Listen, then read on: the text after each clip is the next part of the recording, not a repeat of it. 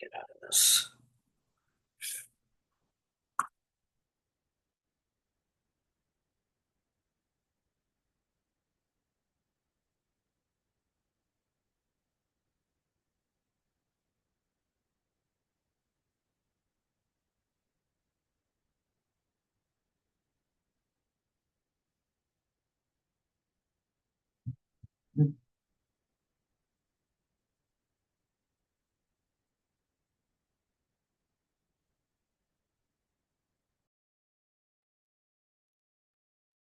How are you? Good. How are you? Good, thank you. Good afternoon. Good afternoon, Jamar. How was everyone's weekend? Pretty good. How about yours? Oh, I was sleeping in a bunk bed and getting up at 5:30 the whole weekend, so Oh boy. no fun for me. No, I guess not. Great.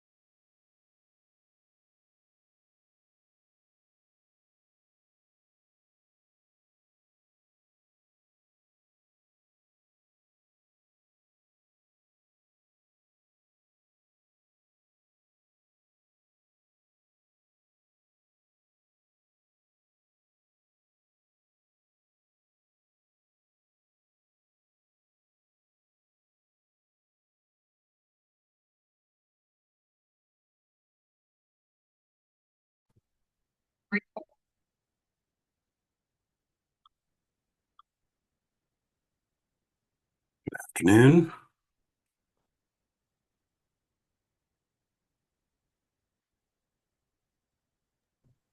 Good afternoon, Mr. Good afternoon, Mr. Wilcox. Walker.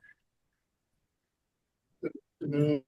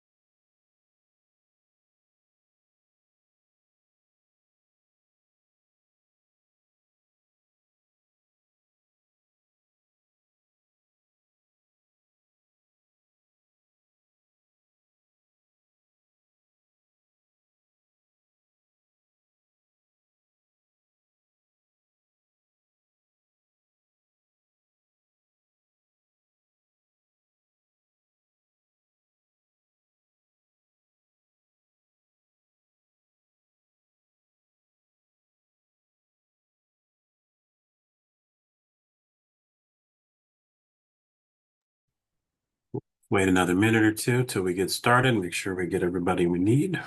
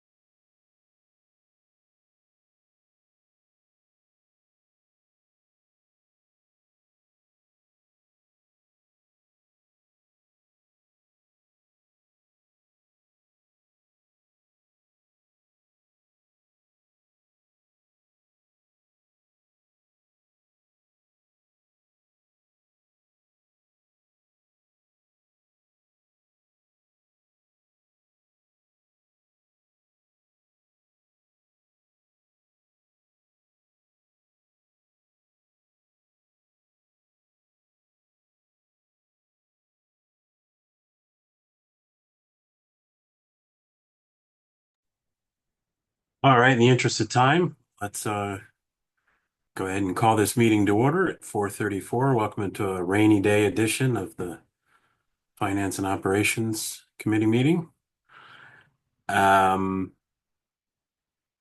Just before we get started, I was informed that administration is pulling for now agreement 3.1 with Artis Energy Intelligence. There were several questions submitted. They want time to be able to pull together the information needed. And so we'll see this again on our next meeting.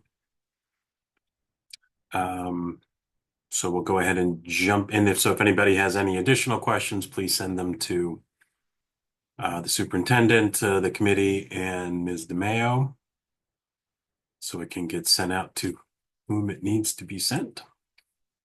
Are there any comments or questions on the information only items? I had none either. Just mentioned the Artis Energy agreement, so we will move into the amendments. And the first one is an amendment to the grant agreement with Connecticut Department of Agriculture, Ms. Strand.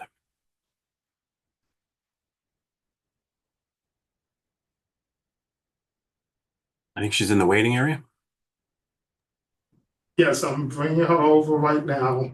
Thank you.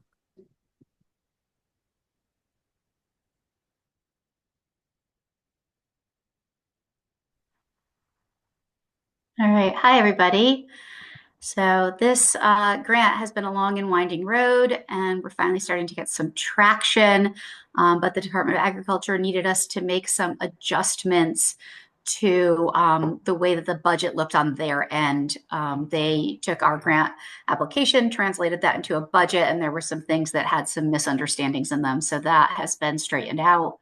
I requested the amendment. The budget adjustment was approved on their end, and that's where things stand now. Great, thank you. Comments or questions? I had none either. So thank you very much. Thank you. And we will jump into the next one, agreement with amendment to the agreement with ACES, Ms. Jackson. Yep, this is an amendment for ACES, who's providing us some additional consultation hours, providing us with some support, building capacity with staff on how to address complex needs. So this is specifically about behavior support and building capacity, and the increase, again, is to be able to support that work. All right, thank you. Comments or questions? I had none either. So we will move right on into 4.3, an amendment to the agreement with bilingual special education services.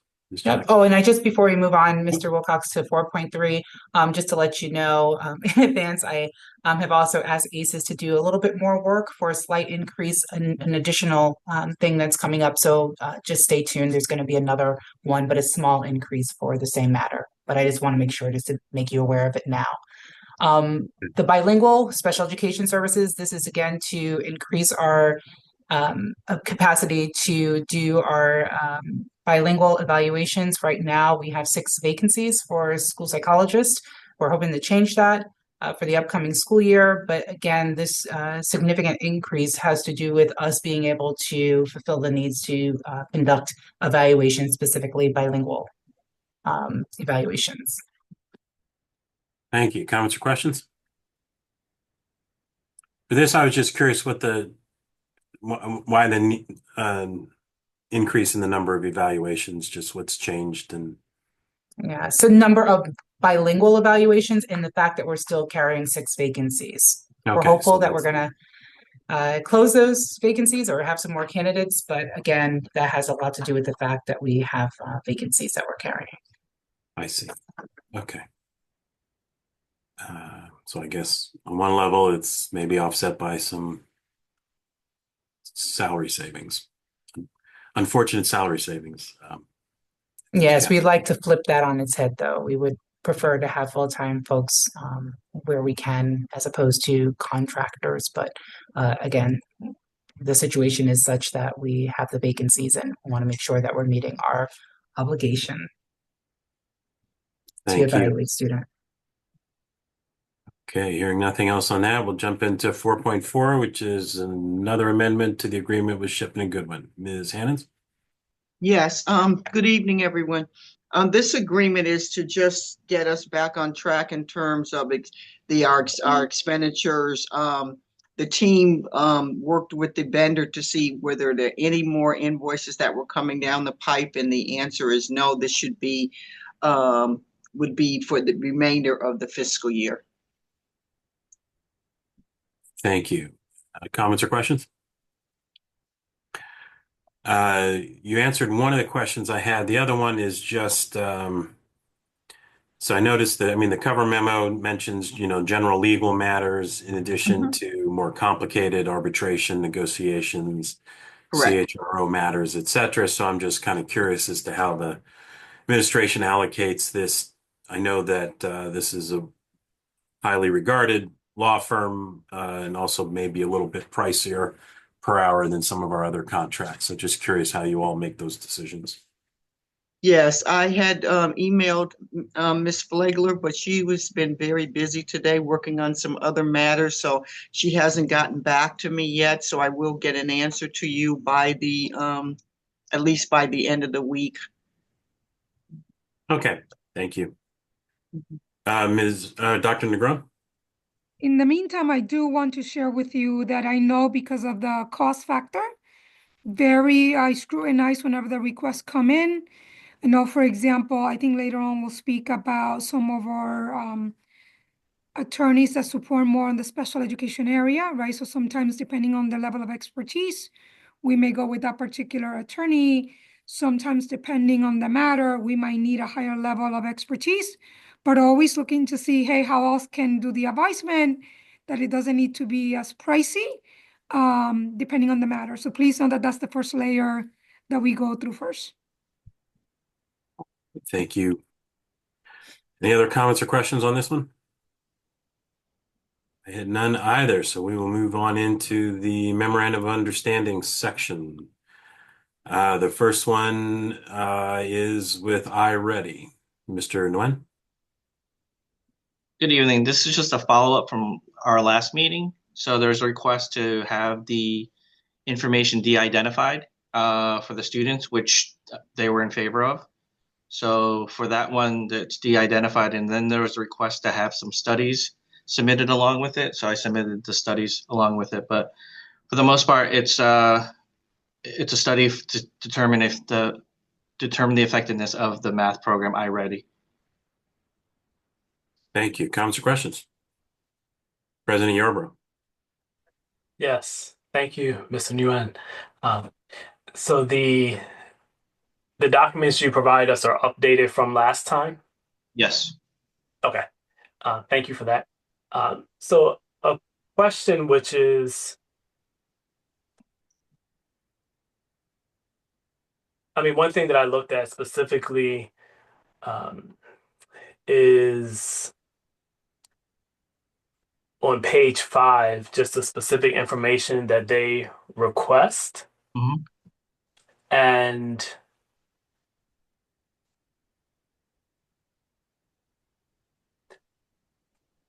so some of it is teacher email address, which doesn't necessarily sound de-identified, as well as race and ethnicity. Um, and then for the students, similar uh, information. Then it gets into the EL scores, the mathematics scores, other things from the state assessments. Um, what what control are we putting on the data to, one, if something is not necessary, that we don't provide it? I also saw that they're interested in comparing districts and using our data in other fashions for their own benefits, like in addition to how we may benefit from the data that we share. What can we do to uh, provide limited amount of data in terms of what we actually need and what we want to get from this relationship as in terms of their research and what they may provide us? I mean, some of the data they already have access to. I mean, just a matter of sharing it in the study itself. But for the most, I mean, if there is an issue with it, I mean, I'm sure we could suggest that they don't. But for the most part, I think the studies are trying to determine the effectiveness within the program within various groups to assist us with implementing the program. Okay. I mean, I think my request is that we be very stringent on what we share and limit what we share. Um, One, they have their own use uh, as it relates to our relationship, as it relates to other things that they want to get out of the data for the use of their software. Um, but then there are also risk of just data breach where other people can have access to our information. And I don't know what is already publicly available and searchable versus what is not. Um, I think what I would like to see is the district or you know, pushing back and saying we can provide this amount of data in these categories versus submitting all this data, or help me understand how the report we're going to get back will help us with specific decision making. Um, it just seems like a lot to share. I see in some of the other subsequent requests, there's less of a request for particular data categories.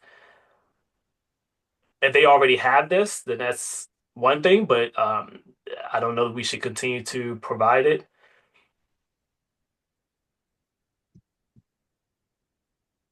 Um, I guess I can look further into seeing how they would utilize the information.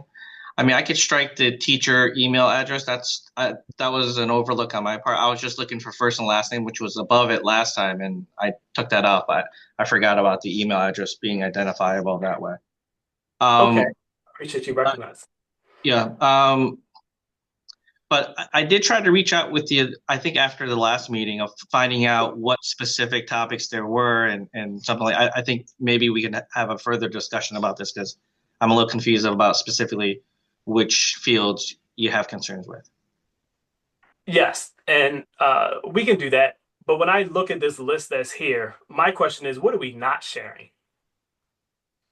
Oh, there's It yeah. seems like they are getting a lot of just our student information. So that's the piece that I want to know. Is it necessary from the district side or superintendent side, like if there are specific questions that we're trying to answer, that partnering with them and allowing them to have access to this data will allow them to help us to answer these questions.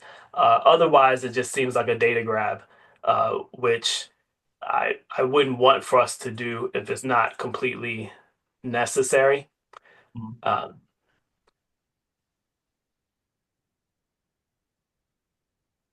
Okay, so do you want to follow up after this meeting then to discuss each of these fields? We can, we can. My preference would be for you to take charge and say, here is what the district is looking to get out of this relationship, and here's what we think we need to provide as a district to them in order to do this.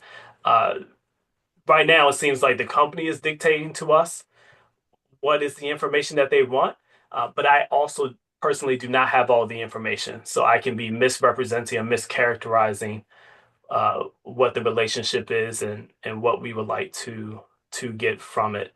Um, and generally speaking, something I said before, I'm just very sensitive about us letting data out, and then how those data may be used by others. And if there is a data leak or data breach, uh, what then is out there in the ether that we no longer have control over? I know there are guidelines that we have in place and controls that the companies have in place, um, but things are not hack free. So I'm happy to speak with you afterwards. Okay. Thank you. So, Dr. Negron?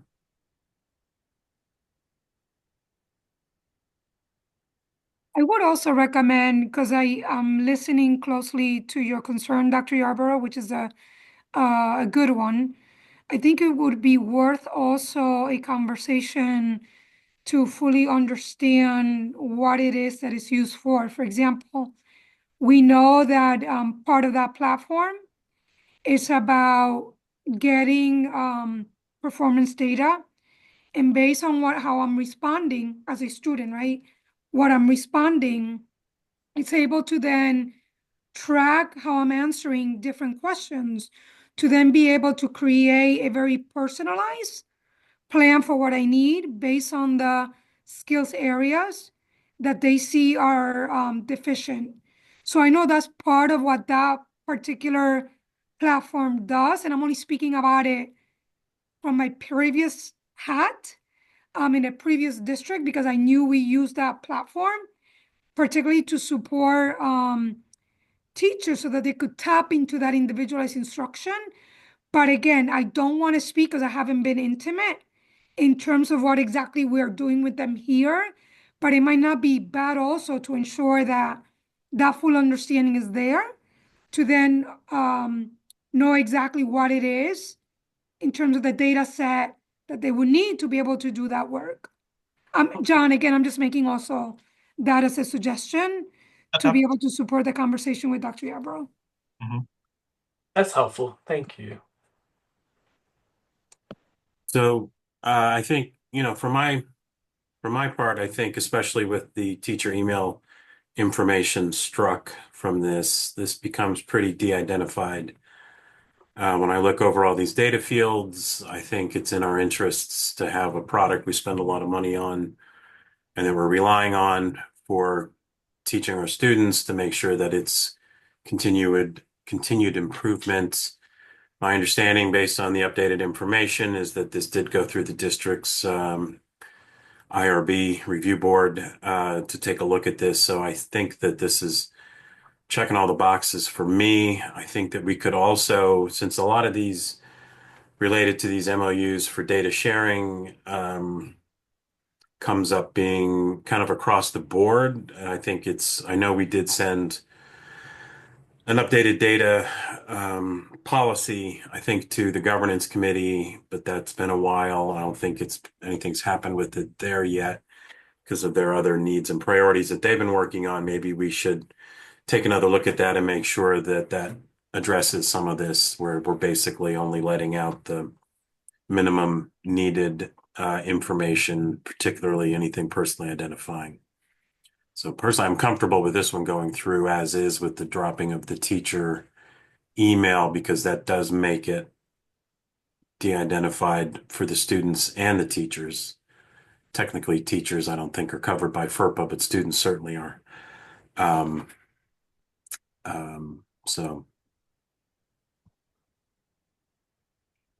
so we could take a look at that as a discussion item for the data sharing policy, which I believe we looked at in 2023, and we could bring that back even at our next meeting to do another review of that policy just to see where it is, see if we want to make any changes to it, and then send it back to governance so it's kind of at the top of their queue, and deal with this from a policy level rather than individually.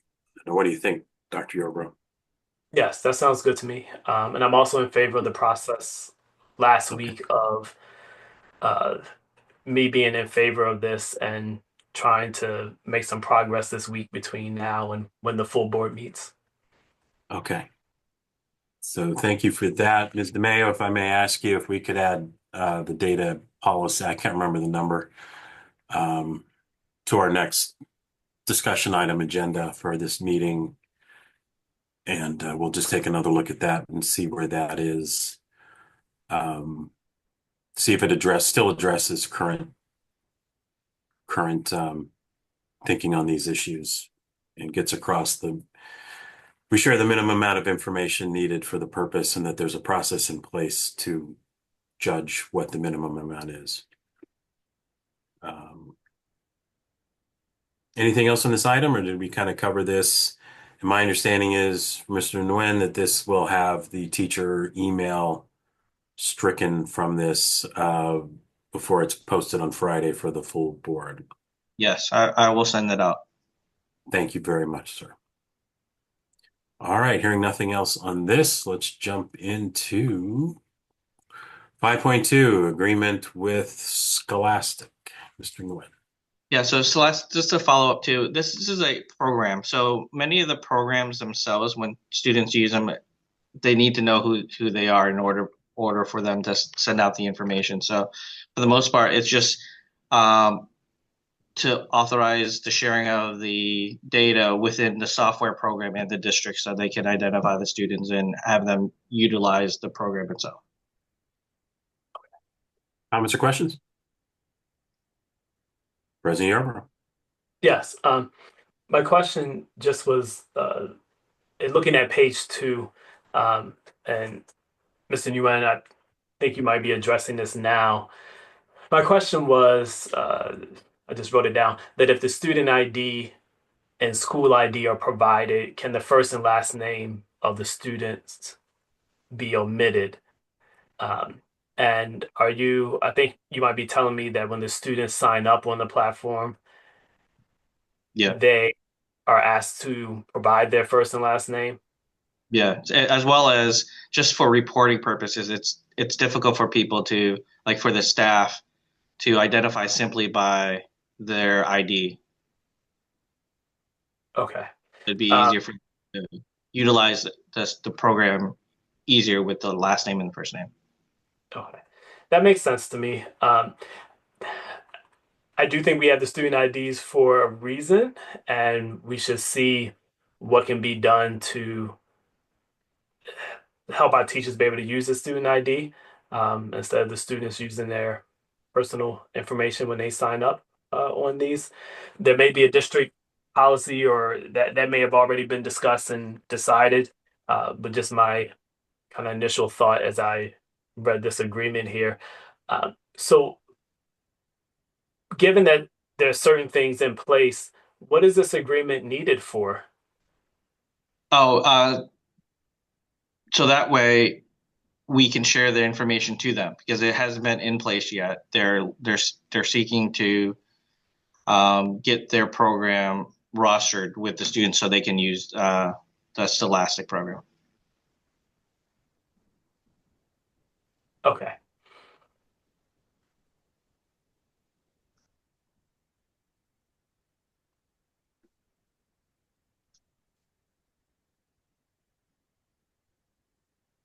Okay. I don't know what to say.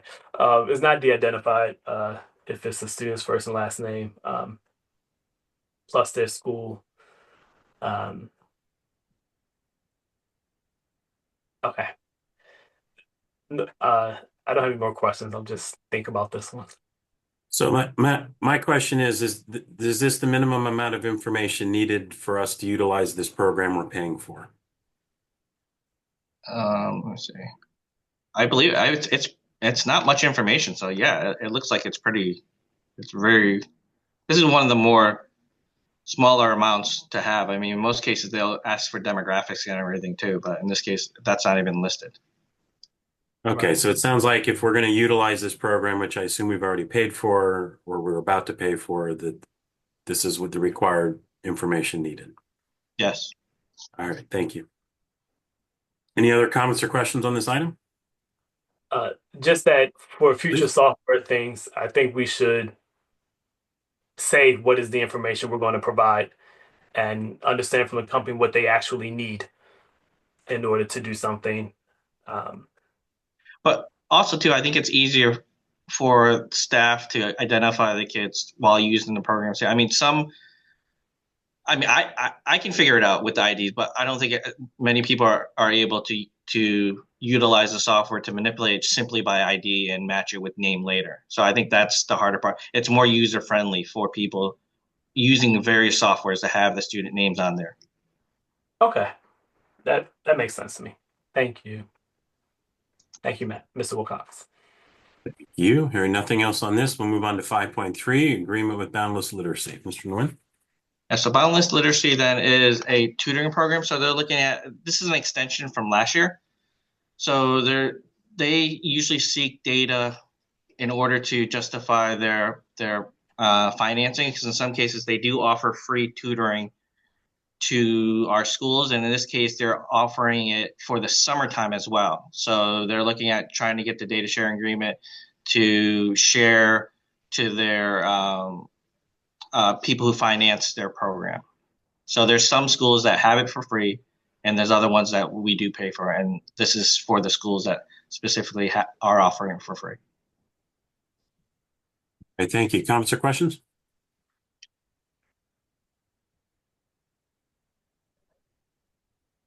Yes, just if maybe in the memo you can just spell out what is the information that they receive. It wasn't clear for me. On page 3, there is information listed, like de-identified student information, school purposes, student information, student records, student general content, targeted advertising, just in terms of like the heading that's under Exhibit B. But I wasn't exactly sure what they're providing or what we are providing them. So maybe that can be included somewhere to be clear. That would help. Isn't But that that at the bottom of page 2? at the bottom of page 2. Yeah.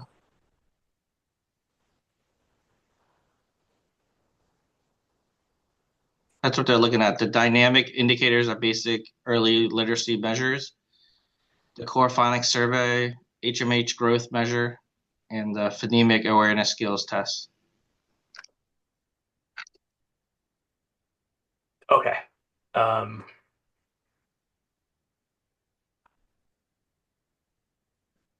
okay. That doesn't speak to whether it's attached to specific students, which I imagine it might be. But I'll reread that again. All right. You. So my question is this the identified data that they get? Yes. Okay. So it does not include student identifying information. It includes the items you were just listing, but it's not connected to a particular student. It's just you all run a list of the students that are involved in these schools that were getting their services for free. And so you provide the, here's the data on these students, and they don't have the student names or identifying information. They just have the things that are listed there. Well, they are tutoring the students, and they have their information from the students. So they compile it themselves in that regard.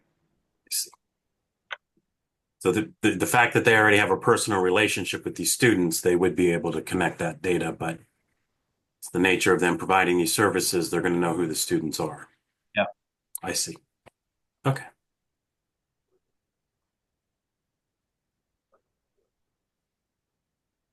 Any other comments or questions on this? No, thank you. Ready? Hearing nothing on that, we'll move on to the last one, which is an agreement with Perkins Eastman. Mr. Nguyen. Yes, so Perkins Eastman is an architecture group that will assist us in making decisions, and they're collecting data from the students of making to assist our district with decision making for our schools. And I'll note it specifically says that it's de-identified, student de-identified information on page 2. Any comments or questions? Yes, that was just my question. It is only de-identified data that we're providing them? Yes. Okay, thank you. Any other comments or questions on this item? Dr. Negron has a hand up. Oh, Dr. Negron. Thank you. Yes, it's de-identified data, and also because this is the group that is working to build a dashboard. These are the architects, right, that were helping us with the data related to the merger and the feasibility. And they're trying to gather as much data because I'm saying I need to be able to make decisions eventually when you're able to build to tell us what makes sense, what doesn't make sense. And that's when they asked for data. So I cannot give you any data without a data agreement, and thus the request before you today.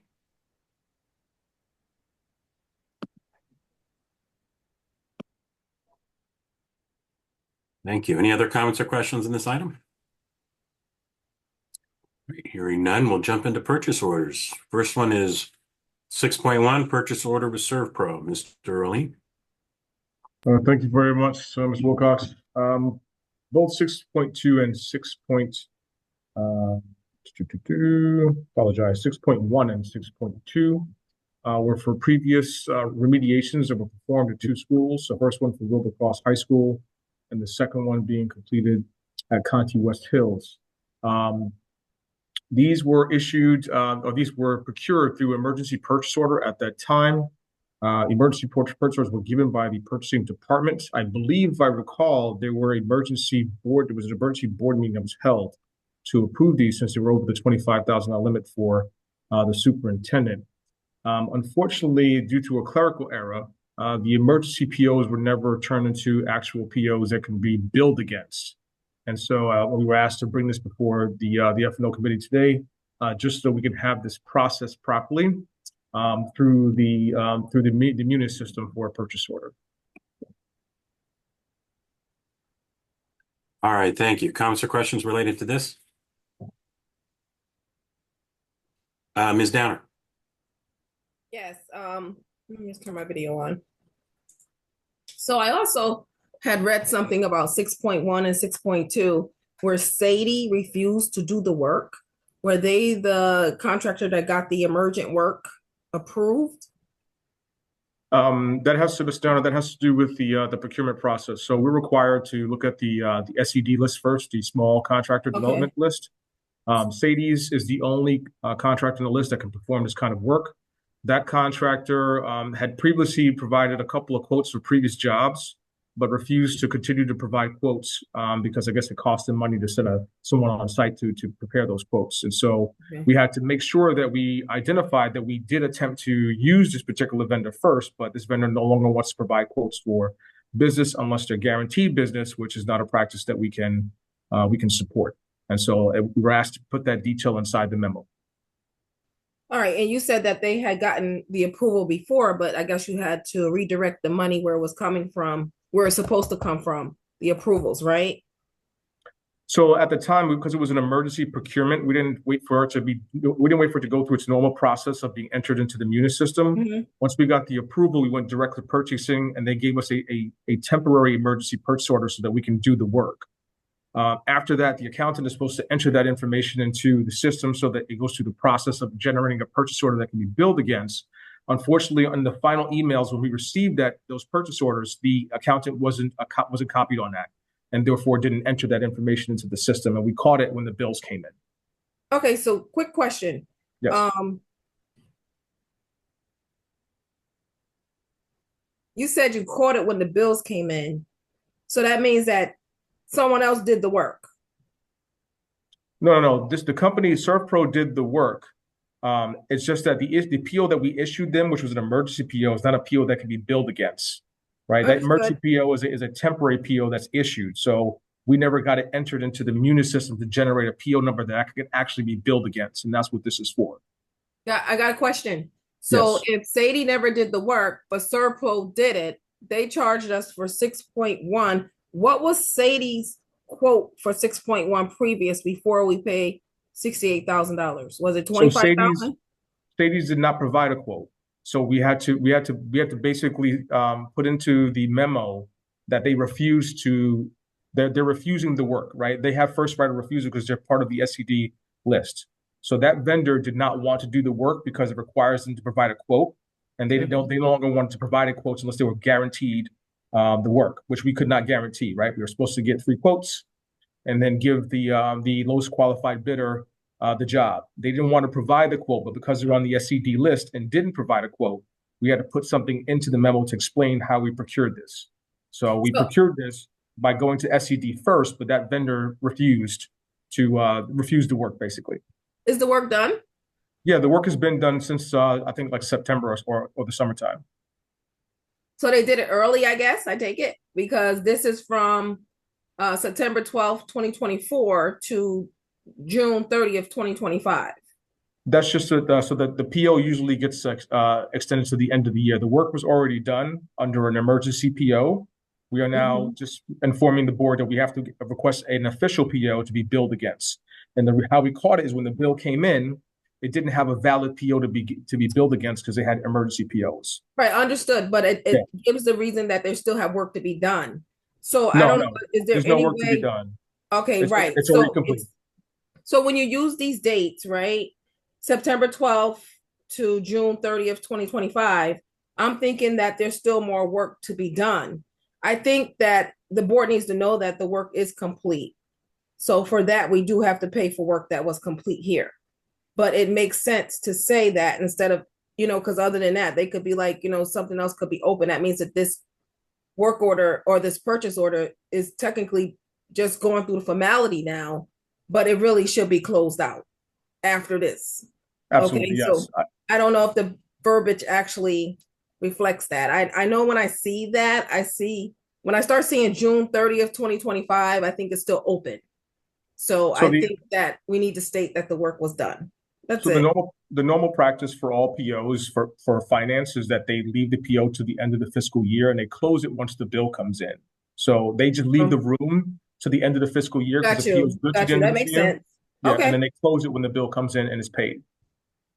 All right, because if something else come up for mode, it would be a different purchase order too. It wouldn't just be grabbed onto this one and then we That is see a correct. change order coming That's in. correct. It wouldn't be a Okay. change order. It would be a different PO because it's a separate incident. Understood. Okay. Thank you. Just as a follow-up on that, I do request that we have a brief memo that's written up that explains this. It was confusing to me as well about the comments with Sadie with SCD, and then, doing a quick search against our site. We have had contracts with ServPro before and this previously approved work, so I can see that timeline. It's all making sense now, but it's been confusing for us. It'll be confusing for our colleagues and the public. So if we could just have a brief memo that just explains that would be appreciated for both 6.1 and 6.2. We'll do, Mr. Wilcox. Yeah. Thank you. Ms. Hannons? Yes, I just wanted to reiterate what Jamar said so that there'd be no confusing. What happens with our purchase orders is that everything will be open until June 30th, but as soon as we get the final invoice, which this would be, when we enter the invoice, we automatically close the purchase order so nothing else can go against it. And if there is a balance remaining, the balance remaining would go back into the account. Understood. Thank you. You're welcome. Thank you very much. Are there any other comments or questions on 6.1 or 6.2? All right. And if that memo could just Attorney Alexiadis? Yes, thank you, Mr. Chairman. I had a question about the insurance because the operations memo says that the the company that refused to bid on it didn't have the appropriate insurance. Is that, and so does Servpro have the insurance? So if you recall, Attorney Lexiadis, we had that issue with A&M Insurance for quite some time. Servpro did have the insurance that we requested at that time. It's obviously no longer needed, but that was one of the reasons why we also secured them. The note about SCD is just particular to make sure that it's understood that we did go to that list first, right? Okay. Which is a requirement. But yes, Servpro had the insurance, which it's no longer required for us to have the A&M insurance, though. Yeah. Thank you. No problem. All right, thank you. So that covered 6.1 and 6.2. Let's move on to 6.3, purchase order with Connecticut Controls. Mr. Lee. All right, thank you, Mr. Wilcox. 6.3 is a purchase order request for CT Controls Corp. to upgrade the HVAC controls equipment and interfacing from EBI to Tritium at Metropolitan Business Academy for an amount not to exceed $62,263.61. And the intent is to do this work after July 1st. And that's why we have this fiscal year identified for the purchase order request. Any of your questions? Thank you. Comments or questions? President Yarbrough? Yes. I saw that the sole source is about 10 years old. And my question is so my assumption is that we haven't gone out to bid or ask for alternative quotes. Is that something we can do in the future? And two, is the control unit that we're using a product of this particular company that we still need to maintain whatever they had a sole source for? Like, is there certain technology that is proprietary to them? Thank you for your question, Dr. Yarborough. So CT Controls company is like a third-party company. They are not the manufacturer of the equipment. The third-party sole source letter that was provided by the city of New Haven has an identifier on it that makes it one that does not expire. But yes, we can go back to revisit that. Currently, CT Controls also is a company that services all of our controls in the district currently. And so with all of that together and the existing sole source member, that is why we chose to use that as the procurement method. But yes, it was brought up on the last submission as well. We are in discussion with the city to see if they want to change that as a sole source. Right now, they were chosen as the sole source vendor for all upgrades from EBI to Tritium for the district. And we are having that conversation based on recent inquiries around it. Okay, thank you. You're welcome. Thank you. And I'll just note the sole source does mention a Tritium Niagara system, and the documentation says that this is another one of those systems, but appreciate you all looking into that. Any other comments or questions on this item? Hearing, seeing none, we'll jump in 6.4, purchase order with SHI International. Mr. Brown? Good evening, everybody. So SHI International is a vendor we use to procure software. The software package that we're talking about first is Securely Classroom in particular. We currently use Securely Aware, which monitors email systems for conversations of harm. Securely Classroom would be a tool that we'd put in place of GoGuardian. GoGuardian, we had reservations about renewing GoGuardian last year, and we renewed it late. I don't know if you remember, because they had such a hike on their prices. Their renewals, it's around 10%. So we did pay the $77,000 to renew it, but it expires in June of 25. We're going to go to Securely Classroom, with your permission, because we're not going to have that hike, and it's also going to cost us less. And we're also currently involved and happy with Securely Aware. So we're basically doing something to try to save some money down the road. All right, thank you. Comments or questions? I had none either. Saving money is great. Oh, Ms. Downer. Okay. So you save Um, about 6,000, right? Oh, actually more than that. More than that? Go Guardians renewal is 10% above the subscription. So every year it goes up. So for example, it went up 7,000 to 77,000. The next one's going to be over 80. So when we renew in July, if we were to renew Go Guardian, we'd pay over probably about 82, 84,000. So we're going to be able to get into Securely Classroom for 70,200. So it's about 12,000. So what did you benchmark securely classroom for the switch? I mean, because I would have thought that there would be a multi-year here, Um, particularly around the cyber. Is this cyber? No, this this is is not cyber. No, not this well, cyber. No, it's not cyber. I'm just wondering why we didn't choose a multi-year on that. um, well, because of how I'm here, I tend not to go with multi-years, but also in general, my opinion on multi-years when it comes to technology, especially technology or software that we're not familiar with, could be risky.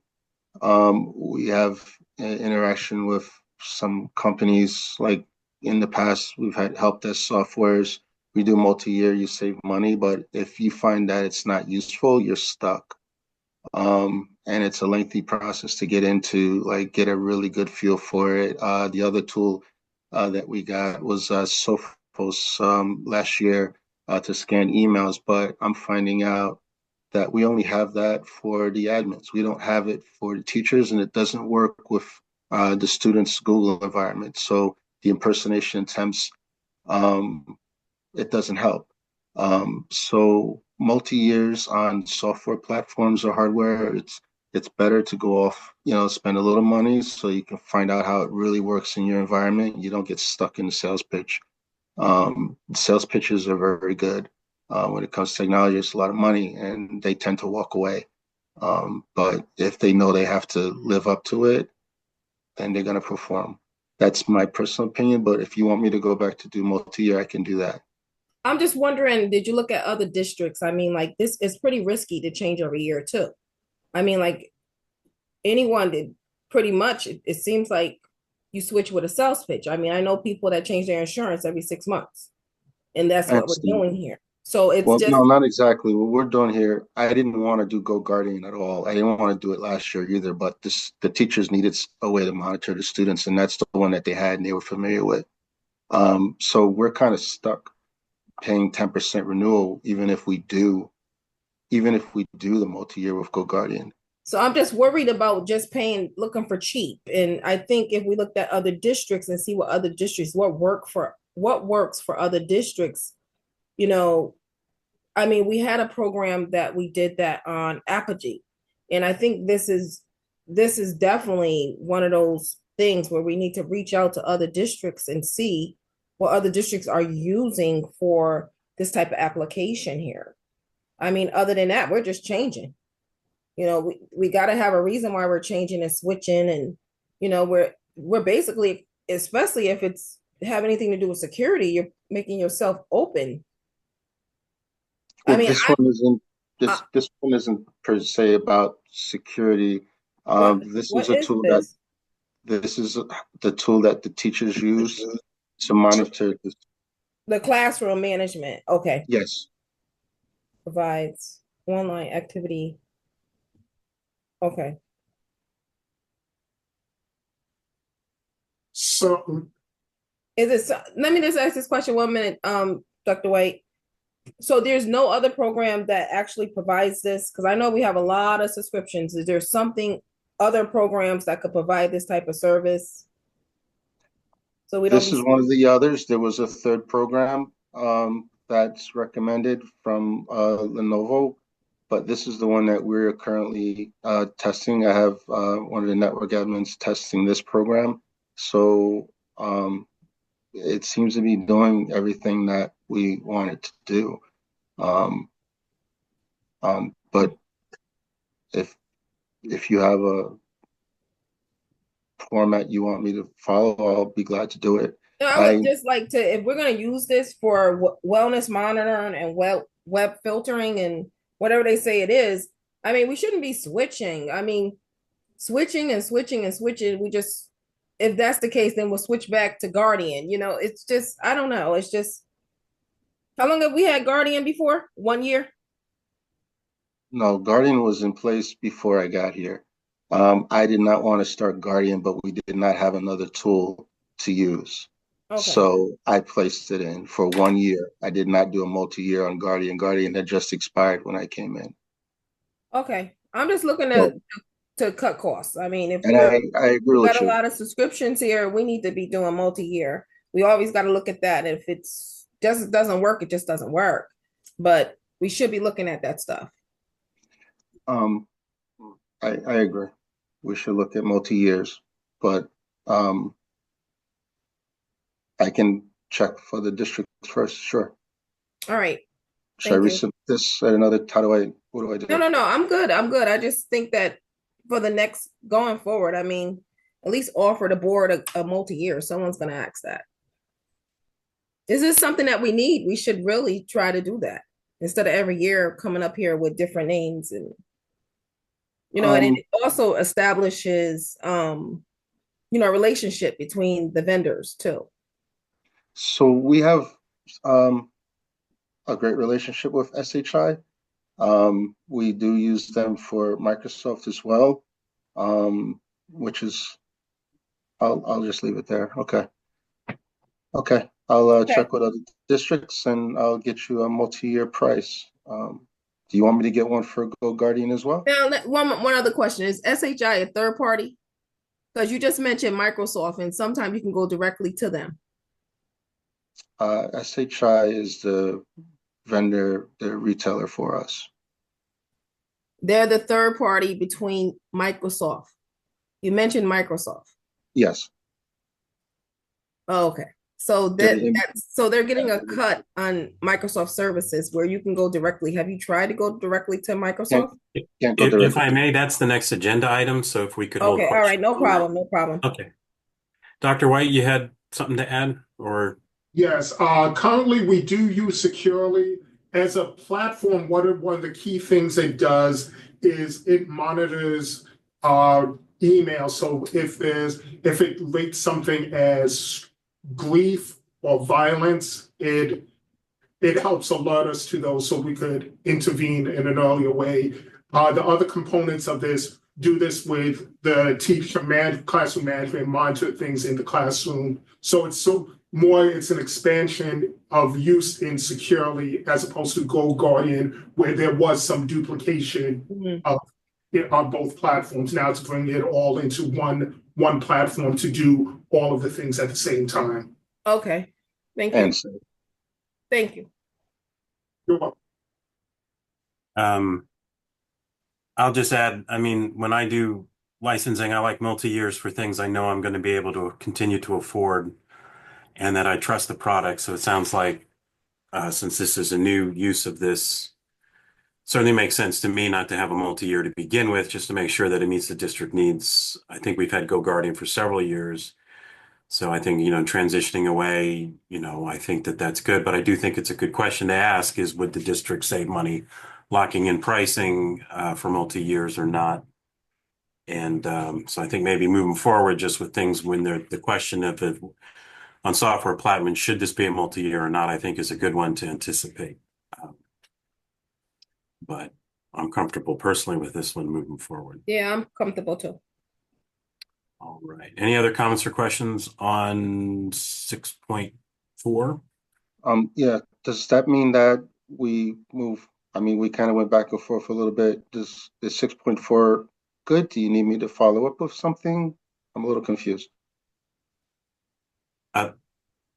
Personally, I'm fine. I mean, if the district wants to take a look and see if a multi-years will save a lot of money and that's what you want to recommend going with, but I think especially since this is a new use of this company services for this purpose and we're moving away from one platform onto another, it certainly makes sense to me to be cautious. So I'm not saying that. Dr. Yarbrough? Yes, just have a process question or a technical question. when we as a committee and as the board, when we see a multi-year and we come into, let's say, year two of a multi-year agreement, we still go through the process of approving that we're going to pay for that multi-year. So does the multi-year lock us into that product or that vendor? What happens when if we choose not to pay? Let's say their services are not as advertised. So my understanding, and I'm sure Attorney Alexiadis or others will correct me, we have two types of multi-years. One are true multi-years, which are go beyond the one fiscal year. These are approved not only by the board, but are also approved by the Board of Alders. We do come back and approve the spending of the money for the second year, but we're contractually obligated to do so. So we wouldn't be able to say on a true multi-year that we just decide not to do it. They would say, well, actually, you signed a contract and the city of Alders approved it as well. The other thing that we have are contracts that have optional years, in which case those we wouldn't have to. But I mean, if we say we want multi-year pricing on a software product, then that would move into that category of things that we have to approve the multi-year. The Alders approve it because it goes beyond the one fiscal year. And we'd be obligated to approve the funding moving forward until that contract's over. Okay, thank you. Yeah, I mean, personally, in my own work, licensing information resources for a university, we're not doing a lot of those these years because I have zero idea where my budget's going next year with all the cuts coming to education. So it's multi-years are not my favorite thing at the moment, although they do make sense in some cases, just because if you have a 5, 10, 15 extreme budget cuts, you need options to be able to take the cuts where it hurts the least. But I can go back and request the pricing for a multi-year for this one. As mentioned, I've have Ed going through the schools, having technical resources and other people in the schools testing it to see how they like it, doing I don't know, I guess a show and tell or let them touch it, feel it type of thing. And the responses coming back from the schools is appreciation. It has features that Go Guardian doesn't have. So that's the reason why I'm bringing it to you. But because I don't have any practical experience or knowledge of it, I tend to, like I mentioned before, just go with the cautious path. But as mentioned, I'm happy to go and back to SHI and ask them for the multi-year. Dr. Yarbrough? Yes. Mr. Brown, I think you also mentioned, from what Ms. Downer mentioned, potentially also checking with other districts to see if they've used the software and if they're happy with the vendor for these particular services. And if they come back saying, yes, they've been reliable over X number of years, that's a good sign for us, even as we have limited experience with these particular features. So that might be encouraging, or it might be eye-opening, depending on what they say. Okay, can do that too. Thank you. Thank you. Hearing nothing else on this, 6.5 is a purchase order also with SHI. In this case, it's Microsoft licensure and other Google Yes. communications. Mr. Brown. Yes, so Clever IDM is for identity management. Currently, I'm going to try this with low-tech translation. Users are entered into our system through PowerSchool, which ties into our Microsoft management of Active Directory. Then the accounts are created and they loop around here and there. So ultimately, staff and students wind up with Microsoft accounts with the new Haven email address, as well as a Google account, Google Workspace account with the at nhps.net. We have difficulty at this point right now securing both sides. We can secure both sides, but if teacher, staff, student signs into Microsoft, they sign in with one set of credentials. If they sign into Google, they sign in with another. We also have difficulty with students signing in securely, meaning we've had situations where the student accounts were compromised and someone can sign in from wherever with that cred, and we don't find out until after the fact. We don't have a way of stopping it. Clever's identity management, basically, we already use Clever for some other resources. They get paid by another means. This set or software package from Clever that we would pay for would allow us to streamline the account creation of staff and students. If you could imagine, they would sign into this, we create them with here, and then it would travel over to PowerSchool. The information will be entered to PowerSchool, and then if we needed to create a Google account or a Microsoft account, it would use the same mechanism. So now, instead of having, two different passwords to monitor, you would only have to use one. It would also enable us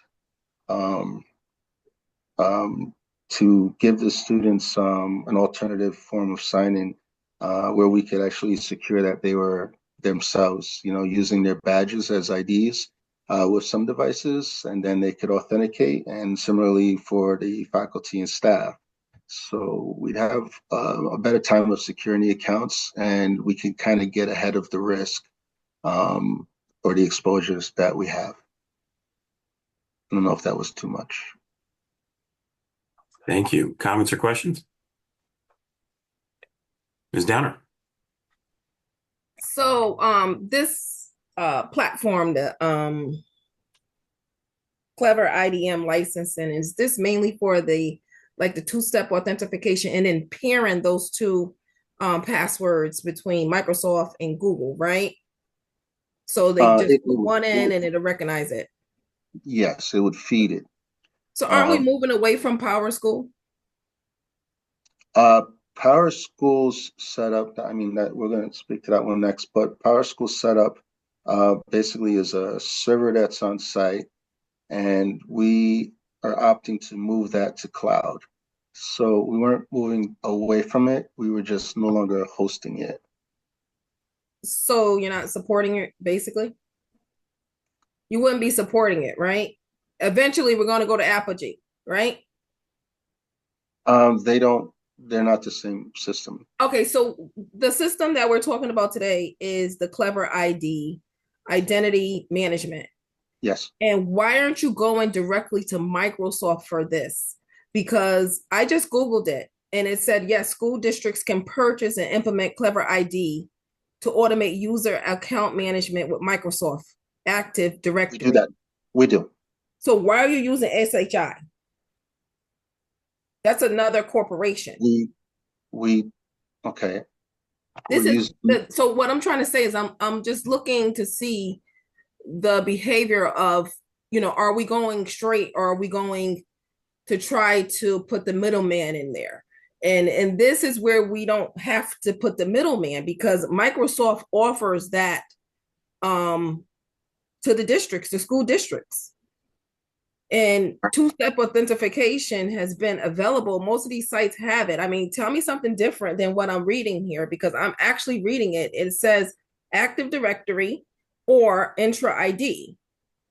And it integrates with clever digital learning platforms, which many schools districts already utilize, which is your PowerSchool platform, simplifying the process of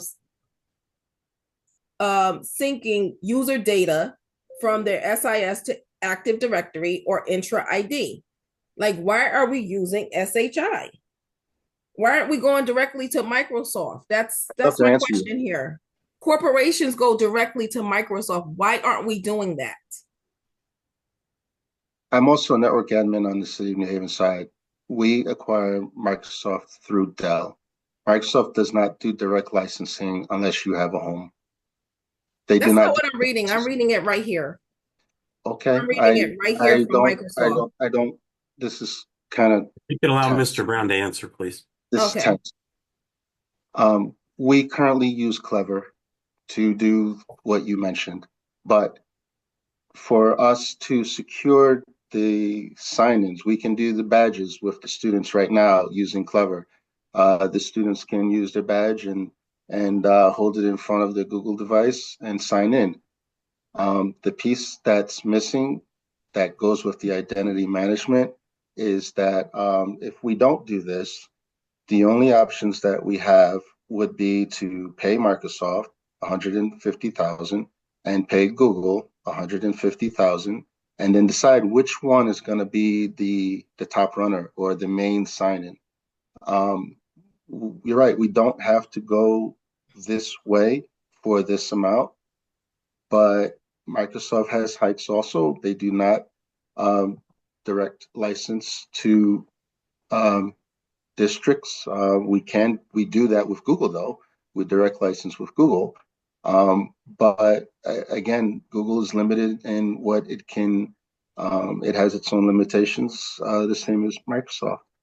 But every license set that we do with Microsoft, the students get free license to Office, but then we have to pay for server licenses. We have to pay for security licenses. For the staff, we have to pay for upcharges for their different licenses. Microsoft has a huge chart of the different platforms that they do on their subscription base, and the price goes up.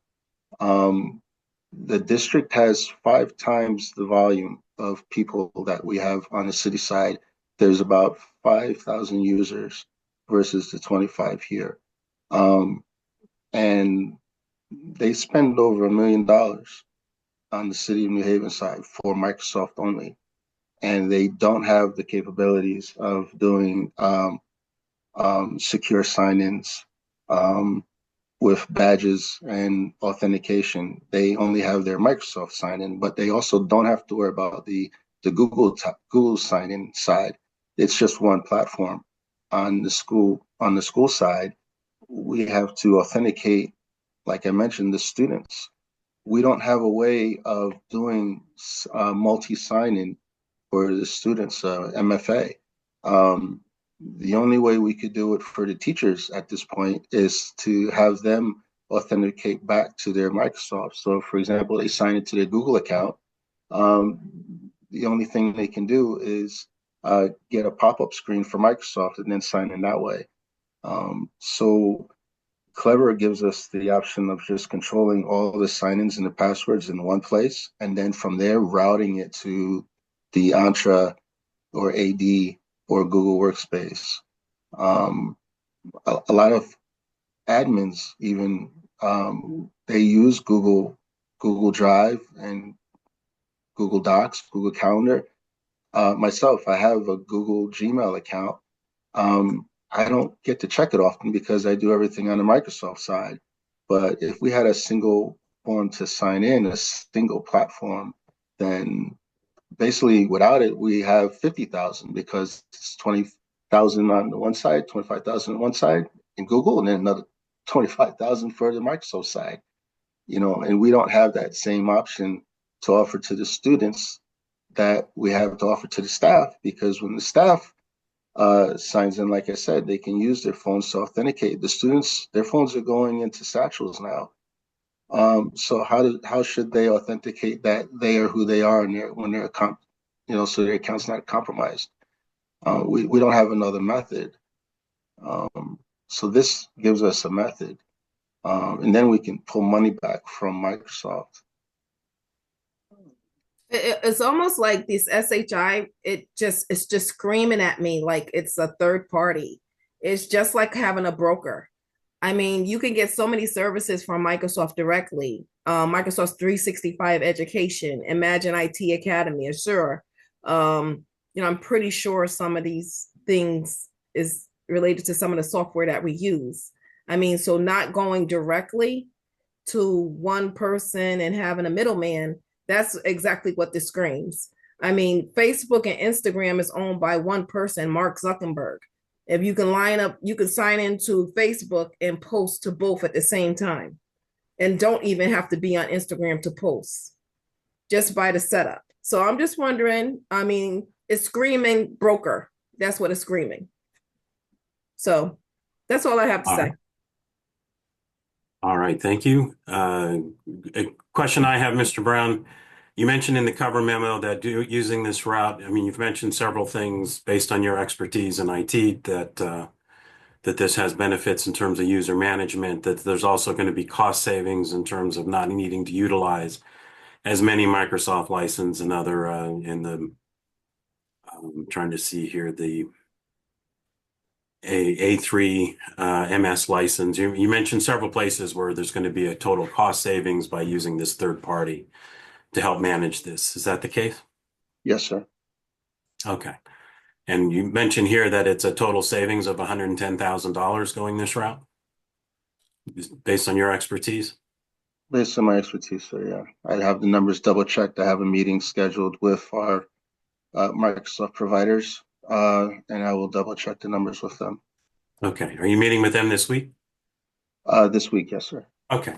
So if that, so this cover memo, if there's going to be any changes that comes from those meetings, I just request that that's updated so that it's listed here. But it sounds to me like this is a better way to go, that it's going to save us a big chunk of money, which we need to do. And it's going to save staff time where we're understaffed anyways. And sometimes third parties are useful, which is why. If I could also, maybe I shouldn't add anything else, but I'd like to also add that the IT department is very much understaffed for the amount of people that they need to take care of. And being as they're understaffed, chasing after problems, trying to secure things after they've happened, um, it's very difficult. And there's a lot of post-mortem meetings. If from my experience, the better option, it's not if, it's when, and the better option is to try to get ahead of it as much as you can, create the tools and the platform that you base on. There's no perfect solution. But if you set yourself up where you can't chase it, you may as well, it's just a complete waste. This tool is a direction to save money and a direction to try to secure the sign-ins. As of late, the cyber crimes are all about collecting people's identity and pretending to be someone else. And by the time you find out, there's always some damage that's happened, and that's where we're vulnerable right now. So it does not have to be this tool. We can continue to look at other tools, direct if you want me to avoid SHI, sure. But the thing is, we have the 20,000 students and teachers, and they don't have their IDs secured at all. Their families are receiving, a lot of threats, and this is a tool that can help with that. So I didn't get involved with helping the school district because of the kids. I just wound up here, but I know a lot of people work in the school district, and it's about the students, and they're the ones that are vulnerable right now. And this is a tool that goes towards securing them. So, like I said, it does not have to be this tool, but we need to find a way to secure those accounts, whether it's Microsoft or Google or whichever. Ms. Downer. So I just want to make a question, just a quick statement. Understaffed does not, in any project, does not give you the permission to spend more. And I hear it that, a tool. I'm trying to figure out the vulnerability of going through a third party than going through Microsoft themselves.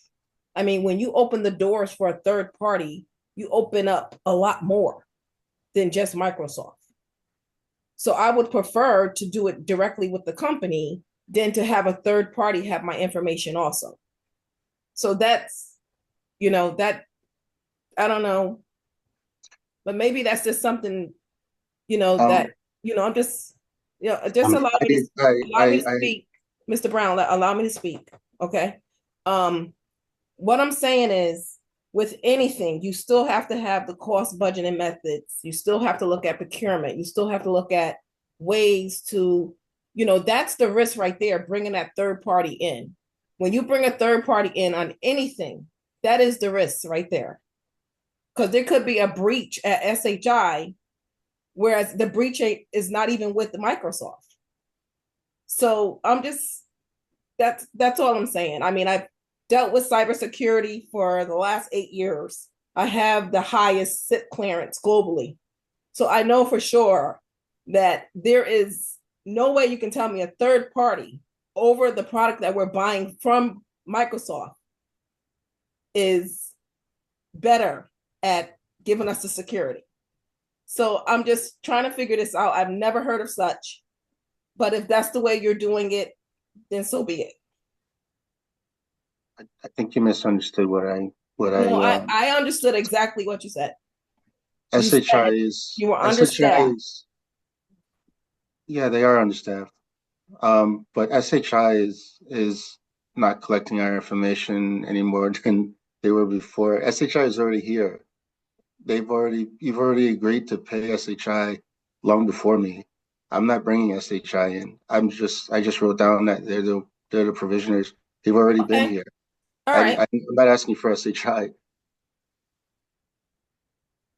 So I don't know why we have SHI then. Then that's a question that someone could answer. Why do we have a third party when we can go directly to, and not you, Mr. Wilcox, please don't answer this. I'm just questioning why we have SHI. Why? Because he said it's already here. So why are we using a third party instead of going directly to Microsoft? That I'm sure we're cutting out a percentage. Maybe they're getting 30% of our money. I don't know. Dr. Negron? I don't have the answer to that, but I do want to ask a question, make sure that I have the full understanding. If I understood, Mr. Brown, what you were saying is that we're trying to get at is it that we're trying to get at a single sign-on? Is that Yes. that's what we're going for, right? Yes. So if I'm a student, right, I have, not only am I signing on into my Google account, if I am in a classroom, I might have to sign on to any online platform. Like if I'm part of Read 180, or if I'm part of Math 180, any of those platforms, educational platforms that we use to support Yes. students, everything requires, right, a sign-on.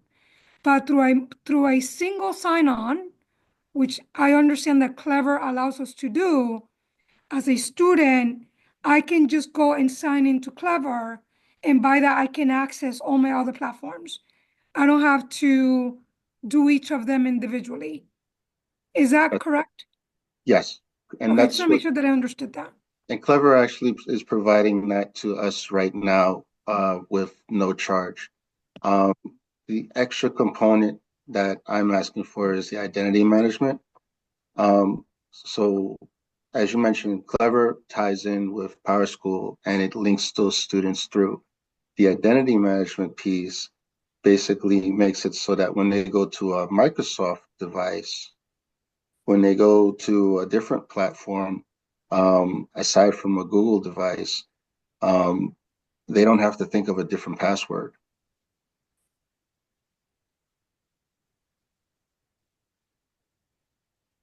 So yes, you're right, Dr. Negron.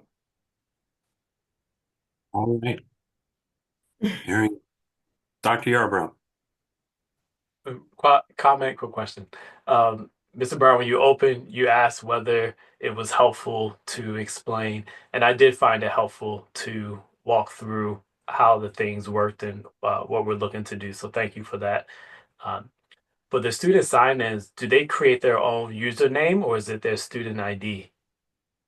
It's their ID, but as mentioned on the Google device, it could be, numbers 1 through 9 at nhps.net, but that is actually assigned as an alias from the Microsoft account, which is at 1 through 9 at new-haven dot k12.ct.us with a whole different password. Okay. Great. Yeah, Thank you. you're welcome. Thank you, Cox. All right, hearing nothing else on this, item 6.6 is a PO with Insight Global. Okay. Yeah, I got one more after this one. Insight Global is a staffing company. We spoke of Power School. One of the previous administrators who passed away, Bill, he set up the district's power school and the many departments to receive reports using Access database scripting languages. Um, we all agreed, and we saw cost savings with going from Power School Local to Power School Online. We would cut the expense of having to replace the servers. We'll be able to manage, access it from the cloud. That would enable the city side, like the health department or anyone else that's in our networks, our shared networks, to access without VPN tunneling and such. So going to Power School Cloud is kind of a cost saver, but we're having trouble getting it launched because we have over 50 reports that are generated by scripts. And in the department, we don't have anyone that had Bill's technical understanding of what was there. We'd like to not break the reporting that's going through the district. So I'm asking for a blanket check to work with Insight Global to hire someone who has the skill set and the understanding of Power School and the reporting, who has an understanding of programming languages and scripts to try to decrypt what Bill did. They are making progress, but not fast enough. And they're not certain what they're doing because they don't have the skill set. So we need to bring in somebody that has the skill set. And then ideally, if we have other projects that we need to manage also, there's something left out of this. So the idea is to bring in somebody to help with get Power School Online who can facilitate the reports that need to be run. So before I move to any questions, if we could just have also somebody talk about the importance of these reports to the operations of the district. And then also if we could have a clarification on this is listed as an amount not to exceed 150, just some understand, is this mean that if we don't use them much, like if staff come up to speed, will we not use this, that this is like an hourly or Yes. a rate that is however we use it, however much we use it is what we will end up paying for. So if I could just hear about those two things before I move into questions. I can confirm that. I've been meeting with Insight, myself with the CTO, Michael Simeone. The group Insight Global, they invoice monthly based on the hours used. So rather than continuous to go back and forth, we hope to have this project done in a timely manner, with the idea that if we have other projects that we need to do, that we could continue with that. So yeah, it's not to give the whole thing to them in a shot. It's to pay monthly invoices. Thank you. And if somebody could also address the value of these reports, these custom reports to the district's operations. I can, if John is on as well, we've been having a weekly call. One report, for example, is transportation, the school bus stops, etc. More so what happens, as students are entered into Power School, there's a script that's generated that gives an output of new students or students that have left. That script output report is there's a script that's run that collects that information, and then from there it goes through access this process, and then there's an SFTP that goes to first student, and then there's a transfer of that data out to, I believe, Montana, where somebody works on that data through a system that they have in first student, and they run the process and send the report with the tables back. And then there's another script that's run that inputs it back into Power School, so that transportation can know where to send the buses to pick up the students. That's one of, as I mentioned, approximately 50 reports, and we're working with first student. We have the person who receives it and runs it. And if you look at the report, that he shared some of the raw data with us in one of the meetings. There's no headers. It doesn't say, first name, last name, or stop, or, it's all codes. And it's very difficult to understand what all that is. You need somebody who is some type of a database admin and familiar with the programming languages, and we're lacking that. And as mentioned, we don't want to bring things crashing down. So this is to help us get going. Thank you. Comments or questions from the committee? President Yarbrough. Yes, thank you. And thank you for the walk that was helpful and a different understanding than what I came in with about this agreement with this vendor. Two questions. One is a thought or a desire that as we contract with the professional to provide these services, that someone in-house is also learning this, or they are writing some template for us to be Yes. able to learn this in-house? Okay. Yes. Absolutely. We need it in-house, but ultimately, there was a conversation previously, and the thing is, when systems are set up, I know earlier years people used to set things up in ways where they needed to guarantee their employment as opposed to guaranteeing things work.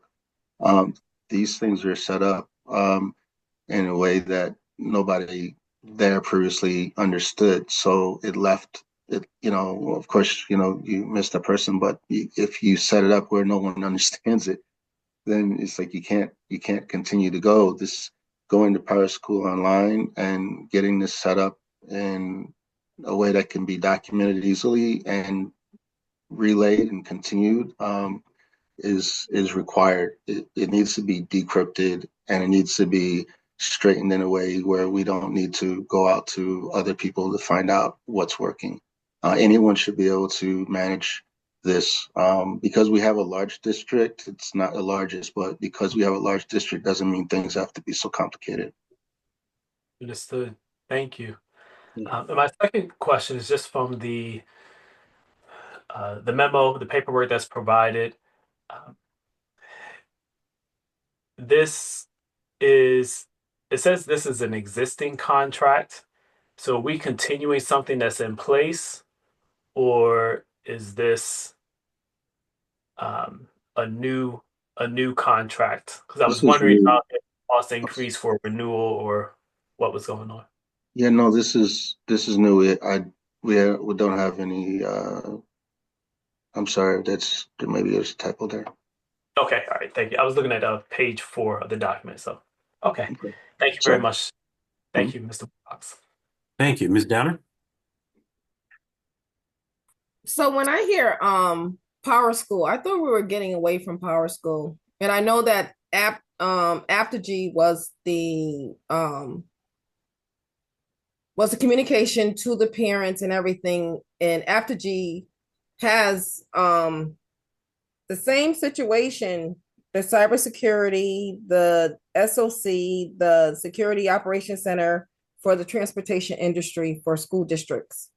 Have you reached out to Apogee to see if they could basically provide us the assistance that we needed. And this will be an opportunity also going to a new platform that the process flows. I understand that we're short staffed, and maybe that person could understand it will be a tie-in to a platform that we are actually using we're getting ready to use Apogee.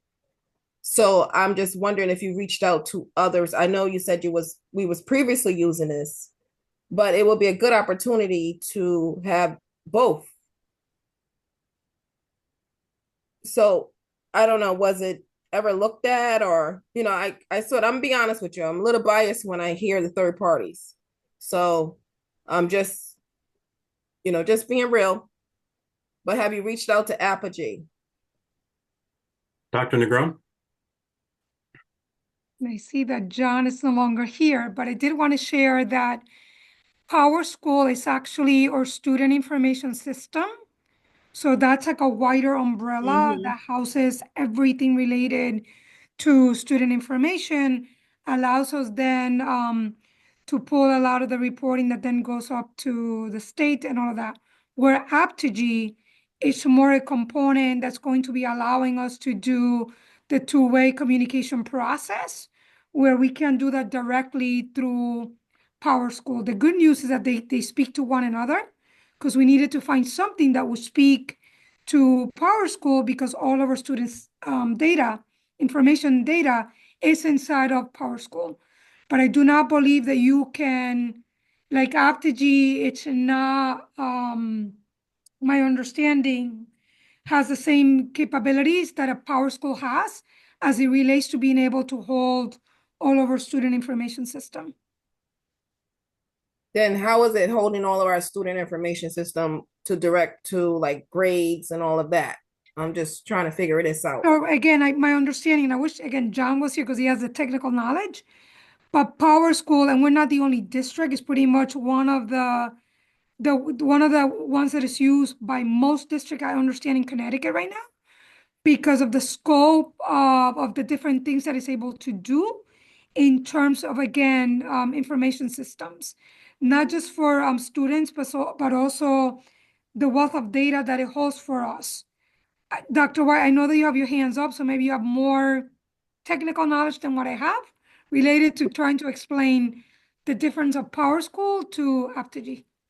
I'll just add as a point of information before I move to you, Dr. White, as a point of information. Apogee is replacing ParentLink, which was the communication platform, and it's not replacing Power School, as Dr. Negron was mentioning what Power School is, but it was replacing ParentLink as the communication platform for the district. But there's grades, academia up there, and everything else. And I'm sure if the student was absent, it'll be up there also. So he did mention if the student was there or not. So I'm pretty sure there's an attendance component when the student doesn't show up on that bus or the bus go back. It's just, there's a lot of platforms that maybe something should be combined at some point, and you wonder why stuff ain't talking to each other, because we got about 15 vendors doing like probably something that 2 of them can do, or maybe 3 of them. I'm just trying to figure out why Apogee wasn't. And then plus there's a third party here. So we got SnapNet, Snack Tech, and then they got Arctic, some other services, Arctic Wolf. So when I start seeing that stuff, everybody got their hand in the kitchen and cookie jar, so we got to try to cut out those middlemen.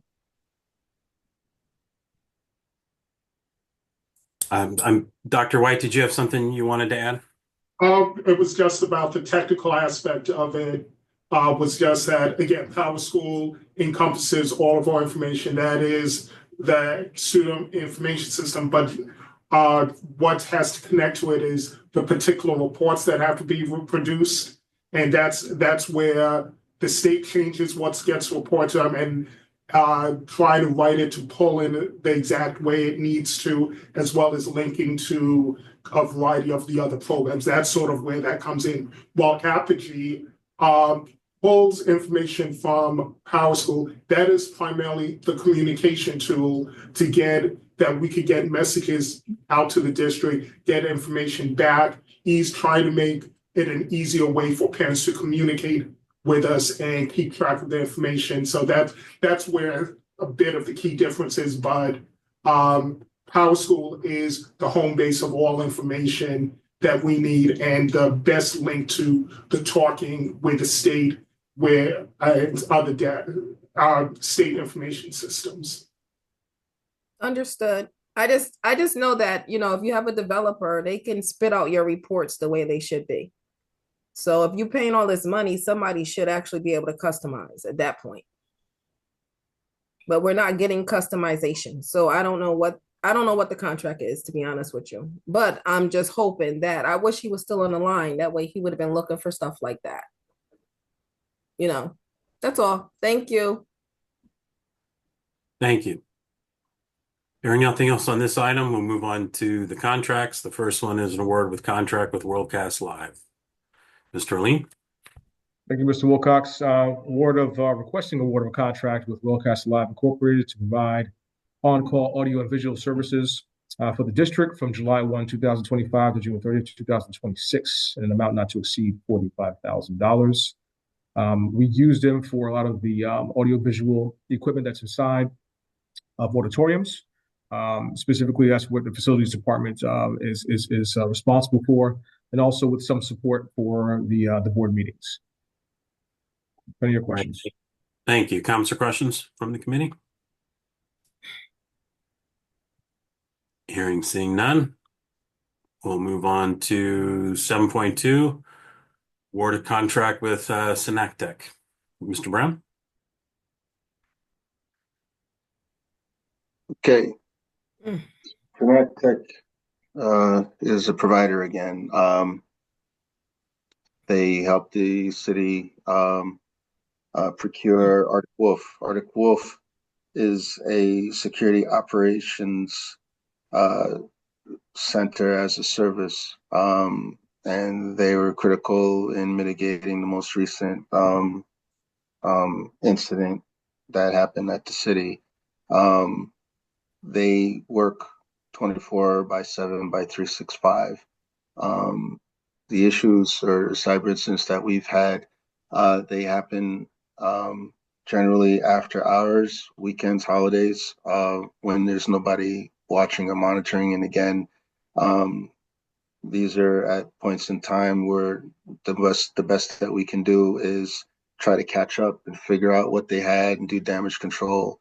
Arctic Wolf providing that service, their systems watching our systems, they can pick up irregularities and disable things to help mitigate the risk and mitigate the damage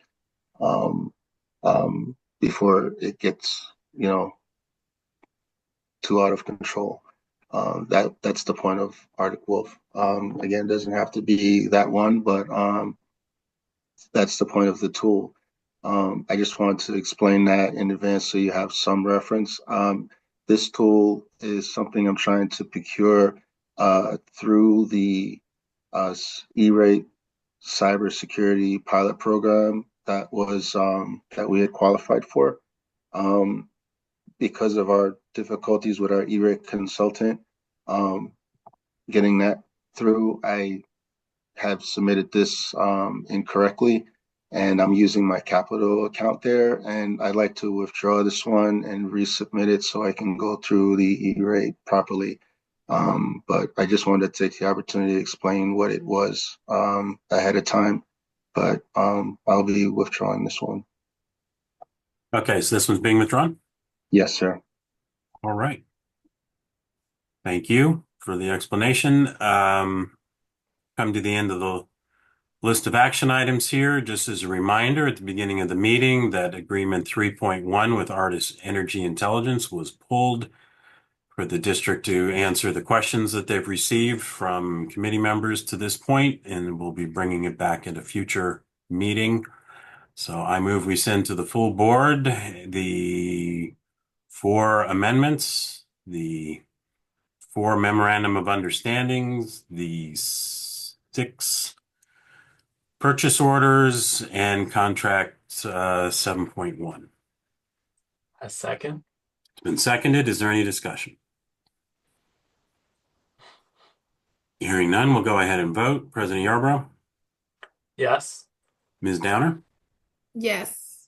And I'm a yes as well. Motion carries. We'll move into discussion items, and the first one of which is the food service budget update. Mr. Young?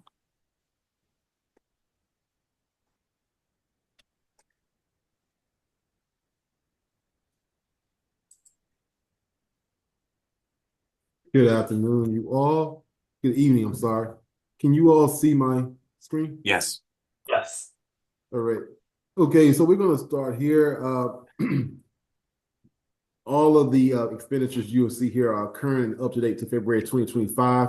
Anything after that, that's still being processed. As we know, POs come in on a rolling basis. So we haven't received all the payments for March and April. As well as our payments for our food service, we receive retroactive pay. You take a look here at your breakfast and lunch, you're going to see an increase in that. And that's the reason for that increase is because we took on our 5 inter-school district sites. Previously, they were done by a vendor, but we brought that in-house where those meals are prepared in Central Kitchen. You see our after-school snack program, supper program, along with our fresh fruit and vegetable program that we have at our selected 5 sites. With summer food service as well. And with those forecasted totals projecting to be $16,235,122 for the fiscal year of 2024, we also have additional grants with our healthy food certification, your state matching funds, as well as our breakfast startup funds, totaling $413,702. I know when I initially sent this to you, you did see a deficit of around $184,000. Again, these are forecasted prices, but I have updated that. With making some making some small cuts. Nothing changed in regards to the salaries. You do see the increase in our staff where they did receive their retroactive payout. So you are going to see an increase in the salary. Moving down, you see overtime here. Now custodial and truck driver overtime, I would say about a third of that is off-putting because a lot of our workers, my drivers, they work at schools at night, but some of that income goes into my account. So that's an increase in that. Moving down to your employee benefits, we have health insurance. We used to pay a sum out to Unite here, but with new contract negotiations, we are no longer paying that money out to them. Then you go down to your non-personnel costs. This is where the cuts came for me here. So we have the mileage. I decreased the mileage. I took the mileage out. The reason being for taking that mileage out is that my cafeteria managers now currently have their fleet of BOE vehicles. So they drive those vehicles. So there's no longer the need for mileage payout. Equipment, we have bought a good amount of equipment this year. So we're no longer taking equipment out. I originally forecasted that for an additional $50,000. I took that out. Along with computer equipment, we're good on equipment right now for until the end of June 2024. So I removed that $10,000 as well.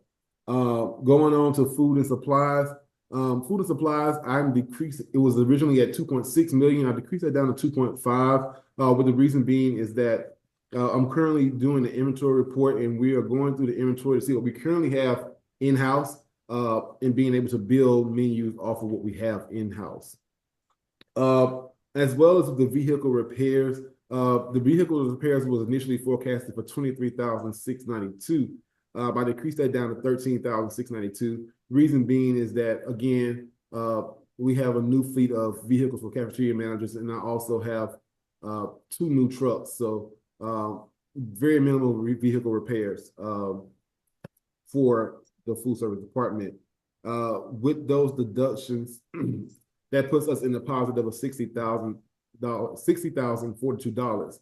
I just want to make a point of notion that when I got here, the food service department was in an excess of over $1 million for 2 years prior to me getting here. With that being said, I had to develop a spending plan down to be approved by the Connecticut State Department of Education. In regards to getting those funds down, because in regards to for our program, we're only supposed to have a month and a half of operating budget in our account. So that's all for me. Do I have any questions? Thank you, sir. Comments or questions? Ms. Downer? I just wanted to say, thank you for explaining this. I mean, just the way you were able to identify the new vehicles and, the services is just as what it is. I think it's like what, 6,000 every oil change and everything Yeah. else. So you were able to see those where you can do a cost saving somewhere. So, and thank you. Thank you. Thank you. Right. I agree. Thank you very much for this presentation. Covers any questions that I had. And Lower my hand. oh, I'm sorry. You're lowering or raising your hand? Yeah, I'm trying to lower it. Okay. I'm sorry. Ms. Hannons? You're muted? You muted, Ms. Hands. You're muted? You're still muted. Miss Hannah, we can't hear you. You're still muted, Ms. Hannons. Oh. Okay, I'm sorry. Okay, There you go. Baron, I just wanted to say thank you for the report and clarifying the report, because when I first saw some of the numbers, I saw the 15 and the 16, and I almost fell out the chair, so I had to compose myself. But you did say that some revenue has not been recorded as of yet? Yes, ma'am. All right, but at the end of the day, you're expecting to still have a surplus? Correct. Yes, ma'am. All right, thank you so much. You're welcome.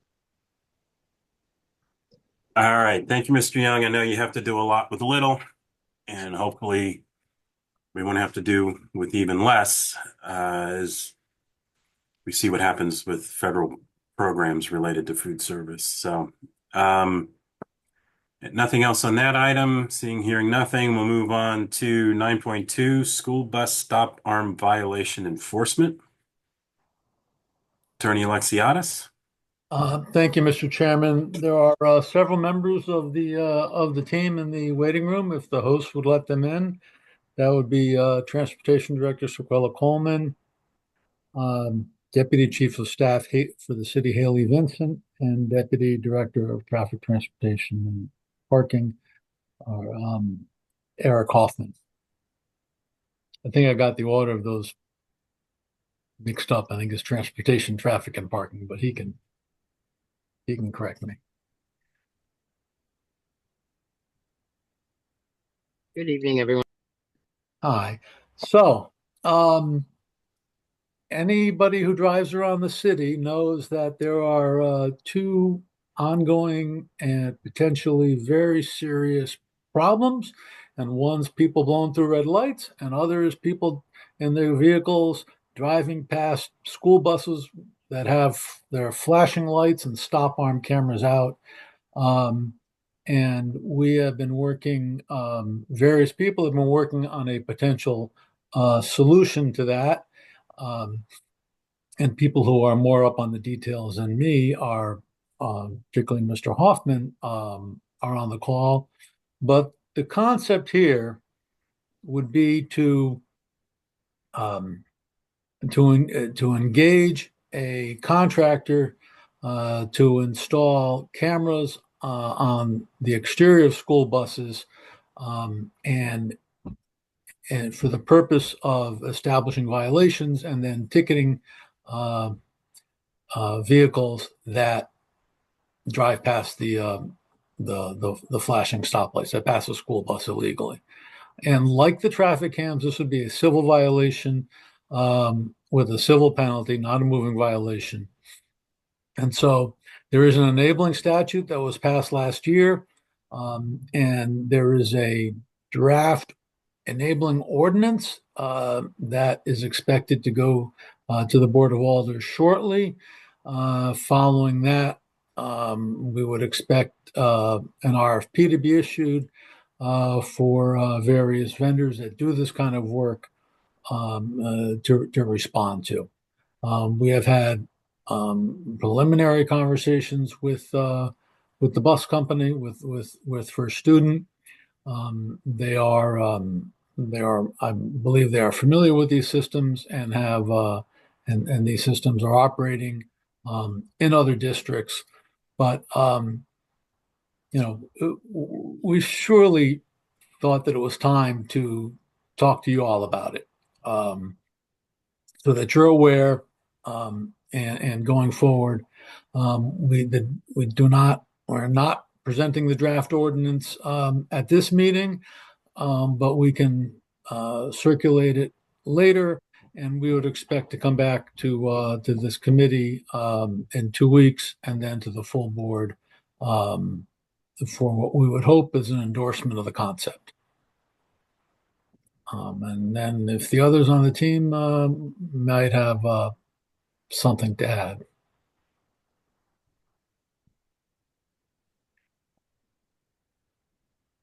Anything to add for members of the team before I move on to questions? Mr. Hoffman? Yes. So I think that we're just communicating the fact that the city is in the early stages. As already mentioned, we've got a draft ordinance. We're going to be moving forward. And we wanted to get the Board of Ed and the operations side aligned with us so you could be kept abreast of what directions the city wanted to go with. Thank you. Ms. Downer? You're muted. Oh, Perhaps, I guess this would be traffic and parking. So, Mr. Hoffman, how does this relate? How does these cameras on the buses coordinate with the red light camera that the city already is going to be doing that when people pass the red light and stuff like that? So the red light automatic traffic enforcement system, it's just going to come under the same umbrella within our department. There will be no connection between a school bus camera and a red light traffic signal camera. But it will come under the program that we're running for automatic traffic enforcement. So wouldn't it be something that you would pick up if somebody actually violated the school bus at that red light camera? Like, yeah, so like if you go through New York and you violate the signal, you get a bill. Okay. So, I understand what it's so going to that's be what very we're going to similar have process. here at various points. So if someone violates the school bus, Yes. and the red light camera picks it up, then we don't need to have not that I'm in agreement. No. I know what you're asking. But would the person still get the violation, the civil violation sent to them, or the DMV violation, or how I think it would be like the city violation, right? The city would issue it's going to be a the municipal violation, yes. And it'd go into traffic and parking, and it'd be a ticket that they have to pay. But if a person goes past that, wouldn't you be able to pick that up also on the city end instead of the school bus driver? Because I mean, like, no. So okay.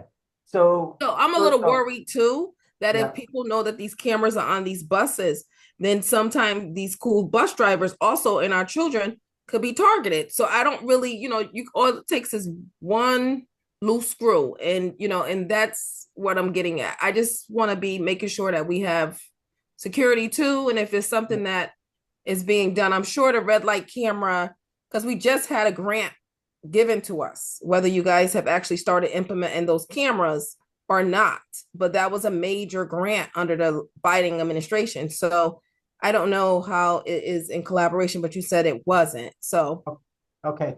So automatic traffic enforcement, which are the red light cameras and the speed cameras, those particular systems can only be used for that violation.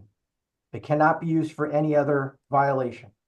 The system that we're talking about, that's a new ordinance that's being enabled by the General Assembly that allows cities and towns to do this, will be an automatic traffic enforcement system, which a device is attached to the exterior of the school bus that will record the violation that you're talking about.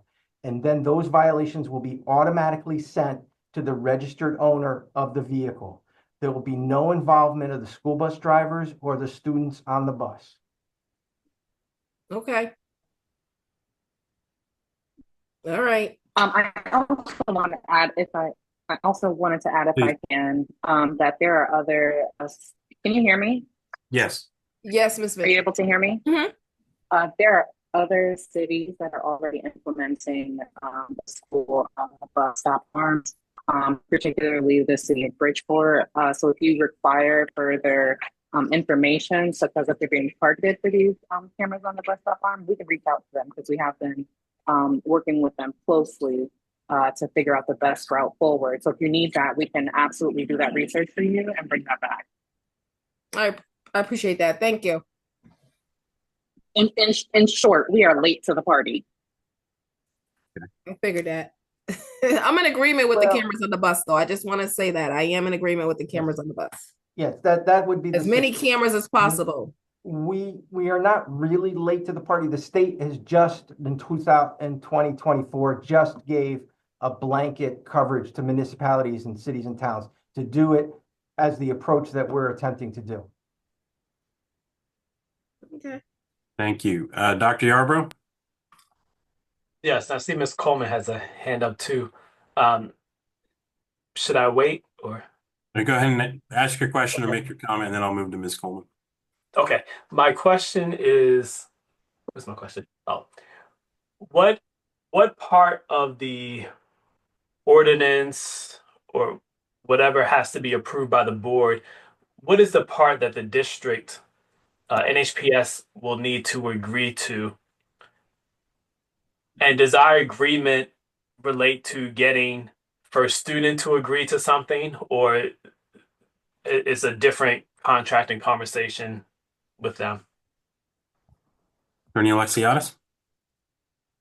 We expect that as part of this process, that we will need, speaking generally, the city, first student, the Board of Education will need a memorandum of understanding amongst us to govern this relationship. You know, we don't want to amend the first student contract, for example.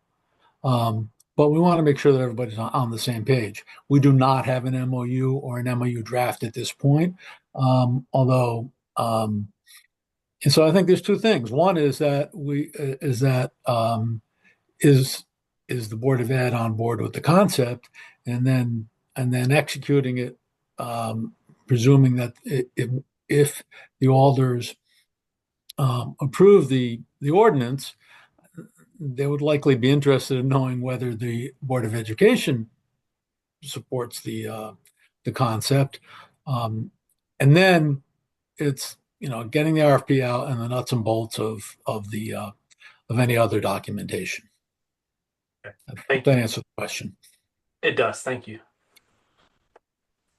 You continue your questions, Dr. Yarbrough? Yes, thank you. Another question came to mind. And so I'm in favor of increasing safety for our students and families as they utilize the bus system. My question is around surveillance and what will be the district NHPS's participation in that. So Mr. Hoffman, I think you mentioned that for the other cameras for speed and red light, that they can only be utilized in that fashion. I don't know what they look like. I don't know if they just capture regular photo, but then you just use the license plate number, so to speak. For the particular cameras that are associated with the bus, when will they be on? When will they be off? What does the monitoring like? Are they always on as the school bus is moving, or when the bus driver stops and pulls out an arm, is then the camera turned on? Just wondering what our participation will be around surveillance. And then can there be something in the agreement that limits what the footage can be used for as it relates to kind of NHPS and our participation? So I think the overriding question is yes to all of the above. First off, the systems that we're looking at in TTMP is just directly from the enforcement side. There are vendors out there that try to sell a complete package about monitoring inside the vehicles and all that sort of stuff. We are only looking at initially a very narrow scope of that. They're just for enforcement. They're a camera attached to the exterior of the bus that only are activated when the red flashing lights come on. because in Connecticut, 14279, which is the state statute that covers it, it's the red flashing light that if you go by, that's the violation. In some other parts of the country, the reason why it's called stop arm, it's when that stop arm comes out, that then becomes the violation. But we're only looking for, and we can only use them for that violation. We cannot use it to monitor traffic driving by the school bus. We can't use it for any other investigation that any other agency would want to do. Okay, thank you.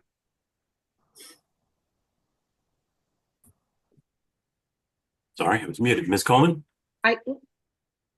Sorry, I also wanted to yes, add just that. I just Ms. Coleman first, and then I'll move to you, Ms. Vincent.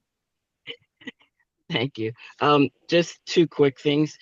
We have had conversations with First Student. First Student is a national company, so they are very aware of this. They have vendors that do this. They are already, there's video inside the bus, so we would not do that anyway. That's already existing, and there's regulations that go with that. One of the things that I just want us to be careful of when we do this and consider as we're looking at the ordinance, we have interdistrict busing. So what we need to understand and think about is we have New Haven buses that start in New Haven that go to Hamden and go to other towns.